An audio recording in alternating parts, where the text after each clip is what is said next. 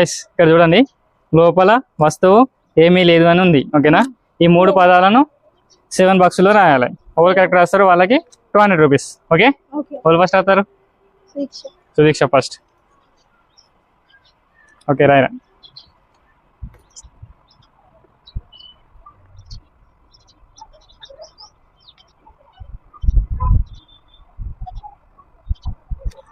ఏం రాస్తున్నావు? అరే ఏం రాసినావురా?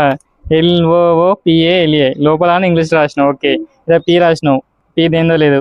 ఈ స్తూ అని ఒక 2 రాసినావు. ఇవా రాత అయిపోగా అది అయినా రాంగ్. అది ఒక్కొక్క లెటర్ మాత్రమే రాయాలి. ఓకే,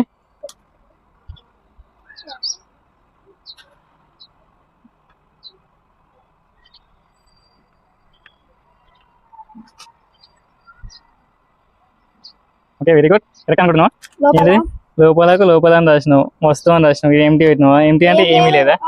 ఏం లేదంటే ఎంటీ కాదు, అది కూడా రాంగ్. ఇందులో కూడా రాయాలి. రాస్తేనే అప్పుడు కరెక్ట్ వస్తుంది. What a creativity. మీరు వస్తే కామెంట్ చేయండి.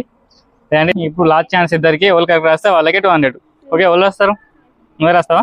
సరే, ఇప్పుడు కరెక్ట్ రాయాలి. ఓకేనా, అంటే ఇన్ను అంటే లోపలనా? ఓకే, ఇంకోటి